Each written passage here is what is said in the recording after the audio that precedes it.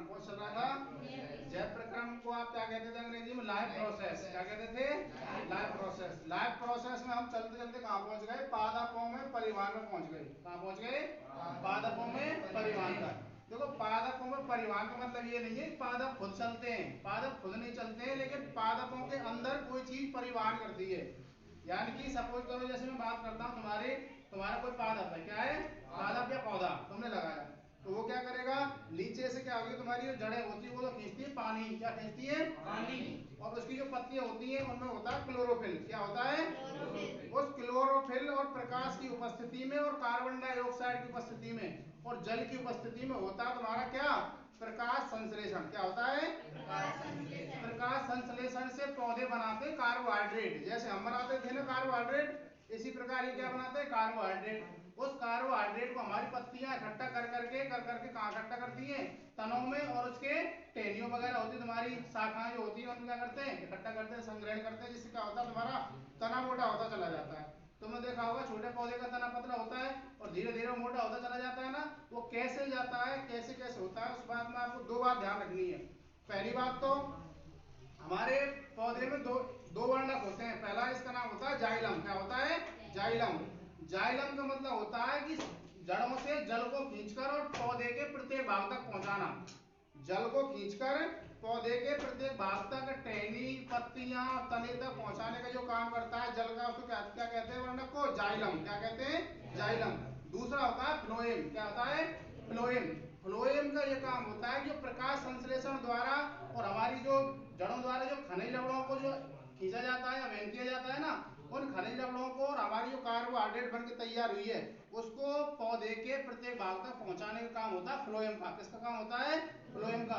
तो अब मोटी सी बात ध्यान रखनी है। अगर आपसे पूछे कि जाइलम क्या होता है, जाइलम का मतलब होता है यानी कि जल का अवशोषण करके पौधे के प्रत्येक भाग तक पहुंचाना।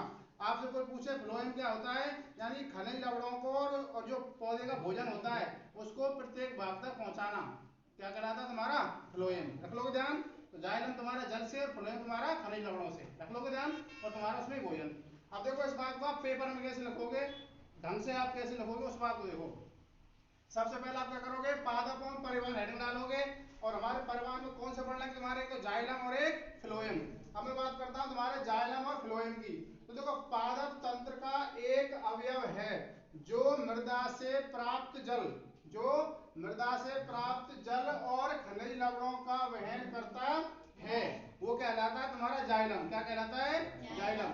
अब बात करते हैं जबकि फ्लोएम पत्तियों द्वारा प्रकाश संश्लेषण उत्पादों को पौधे के अन्य भागों तक वहन यानी कि पहुंचाता है। जड़ व मृदा के मध्य में आयन सांद्रण में अंतर के चलते जल मृदा से जड़ों में प्रवेश कर जाता है। देखो इस बात को आप थोड़ा समझो। आयन सांद्रण जो आपका आया ना, आयन सांद्रण का मतलब होता है कि हमारे पौधे के अंदर भी आयन होते हैं। क्या होते हैं? और आयन की वजह से क्या होता है? चलना फिरना या कोई भी क्रिया होती है। जैसे आपके इलेक्ट्रॉन होते हैं, इलेक्ट्रॉन भी तो तुम्हारा कोई भी आयन होता है जिसमें चलता है तुम्हारा। इसी प्रकार हमारी कोशिकाओं में भी क्या होते हैं? तुम्हारे आयन होते हैं, जिससे क्या होता है? तुम्हारा चलना फिरना या क्रिया प्रतिक्रिया होती है। अब बात करते हैं आगे। जो कि जल को लगातार ऊपर की ओर धकेलता रहता है। क्या करता रहता है? वो जल को ऊपर की ओर धकेलता रहता है। जल ऊपर जाता रहता है किनके द्वारा? जड़ों द्वारा। अब बात करते हैं यही दाब जल को ऊंचे वृक्ष के विभिन्न भागों तक पहुंचाता है या पहुंचा पाता है। मैंने आपको बताया था कि हमारी जो दक्षिणी अमेरिका है, दक्षिण अमेरिका में कौन सी तुम्हारी अमेजन नदी है? कौन सी है?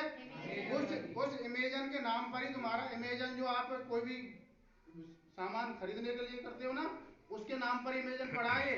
अमेजन नदी बहुत बड़ी है। नील नदी तो सबसे लंबी है पूरे विश्व की। नील नदी तो पूरे विश्व की सबसे लंबी नदी है, लेकिन अमेजन नदी पूरे विश्व की सबसे चौड़ी और बड़ी भी है। कैसी है? सबसे चौड़ी भी है और बड़ी भी है। तो अमेजन नदी क्या बहुत बड़ी है, बहुत ज्यादा बड़ी। अगर मैं बात करूं अमेजन नदी के आसपास क्या बहुत दूर दूर तक, यानी कि तुम्हारे कई कई हजार किलोमीटर तक नमी पहुंच जाती है। क्या पहुंच जाती है? नमी। उस नमी की वजह से क्या होता है? बड़े बड़े पौधे यानी कि 100-100 मीटर ऊंचे पौधे इकट्ठे हो जाते हैं। और मैंने आपको बताया था कि कि ज्यादा पौधे होने की वजह से उसको क्या कहते हैं, पूरी पृथ्वी के फेफड़े कहा जाता है। किनको? अमेजन के वन को, अमेजन के जंगल को। ये बात बताई थी मैंने आपको, तो ये बात ध्यान रखोगे आप। अब बात करते हैं आगे। क्या कह रहा तुम्हारा, लगातार ऊपर की ओर धकेलता रहता है, यही दाब जल को ऊंचे वृक्ष के विभिन्न भागों तक पहुंचाता है। देखो 100 मीटर तक पानी पहुंचाने का काम कौन कर रहा है तुम्हारा, जाइलम। कौन कर रहा है, जाइलम। रख लोगे ध्यान। अब बात करते हैं आगे। देखो प्रक्रम वाष्पोत्सर्जन, इसको आप देखो, अगर आप ध्यान रखना चाहो तो वाष्पोत्सर्जन प्रक्रम भी ध्यान रख सके या प्रक्रम वाष्पोत्सर्जन ध्यान रख लेना, यानी कि है तुम्हारा प्रोसेस ही। इसमें आप सिर्फ थोड़ी सी बात ध्यान रखोगे, क्या, यही जल, अब देखो यहां तक बात पहुंच गई, इसके बाद चल रहे हैं हम। यही जल पादप के वायवीय मतलब वायु वाले भाग, वायवीय भागों द्वारा वाष्प के रूप में वातावरण में विलीन हो जाता है। यह प्रक्रम वाष्पोत्सर्जन कहलाता है, या प्रक्रम वाष्पोत्सर्जन कहलाता है। देखो इस बात का मतलब ये है कि जब हमारी जड़ें पानी खींचती है बहुत ज्यादा, और जब पानी बहुत ज्यादा चला जाए पत्तियों द्वारा, पत्ती के जो छोटे छोटे रंध्र होते हैं ना, उन पर जाके निकलने लग जाता है, जिससे क्या होता है, जब तुम्हारी धूप पड़ती है, और धूप से क्या होता है, तुम्हारा वाष्पोत्सर्जन हो जाता है। क्या हो जाता है, वाष्पोत्सर्जन हो जाता है। अब बात करते हैं आगे। देखो पौधों में भोजन हमारा कैसे पहुंचता है, इस बात पर काम करेंगे हम। सबसे पहले बात करूंगा, यानी भोजन तथा दूसरे पदार्थ। भाई भोजन के साथ और पदार्थ भी तो होते हैं। भाई मैं आपसे बात करूं कि मनुष्य के लिए भोजन के लिए क्या क्या चाहिए, कार्बोहाइड्रेट, वसा, प्रोटीन, खनिज, लवण और विटामिन चाहिए ना। ऐसी हमारे पादपों को भी चाहिए। क्या चाहिए, पादपों को भी ऐसी चीज चाहिए तुम्हारी। तो कौन कौन चाहिए, कैसे चलेंगे, उस बात को ध्यान रखेंगे यहाँ पर। तो भोजन तथा दूसरे पदार्थों का स्थानांतरण पौधों में कैसे होता है, इस बात को बताएंगे। प्रकाश संश्लेषण के विलेप उत्पादों का वहन स्थानांतरण कहलाता है। यानी प्रकाश संश्लेषण द्वारा हमारा क्या बनता है, प्रकाश संश्लेषण के क्या चाहिए आपको, यानी क्लोरोफिल होना चाहिए पत्ती में, क्या होनी चाहिए, CO2 उपस्थित होनी चाहिए तुम्हारी, और प्रकाश उपस्थित होना चाहिए। उसकी उपस्थिति में क्या होता है, तुम्हारा प्रकाश संश्लेषण होता है। उससे क्या बनती है, कार्बोहाइड्रेट बनती है। उस कार्बोहाइड्रेट को कौन काम में लेता है, हमारा वृक्ष, और वृक्ष के प्रत्येक भाग तक पहुंचाने का काम कौन करता है, तुम्हारा कौन करता है, फ्लोएम। कौन करता है, फ्लोएम। स्थानांतरण कहलाता है, क्या कहलाता है, स्थानांतरण की पदार्थों का एक स्थान से दूसरे स्थान तक पहुंचना क्या कहलाता है, तुम्हारा स्थानांतरण कहलाता है, जो कि फ्लोएम ऊतक द्वारा होता है। स्थानांतरण पत्तियों द्वारा पौधे के शेष भागों में ऊपरमुखी, ऊपरमुखी मतलब होता है ऊपर की ओर जाना। दूसरा है हमारा अधोमुखी। अधोमुखी का मतलब ये, हमारा कोई पेड़ है, इस तरीके से टहनियां निकली हुई है, तो ऊपर जा रहा है तो ऐसे जा रहा है, और अधोमुखी की बात करेंगे तो ऐसे जा रहा है। बात समझ आ रही है। अब बात करते हैं आगे। अधोमुखी दोनों दिशाओं में होता है। फ्लोएम द्वारा स्थानांतरण ऊर्जा के परासरण बल द्वारा स्थानांतरित होता है। इससे पहले आपको एक छोटी सी बात ध्यान रखनी है कि स्थानांतरण ऊर्जा के प्रयोग से पूरा होता है।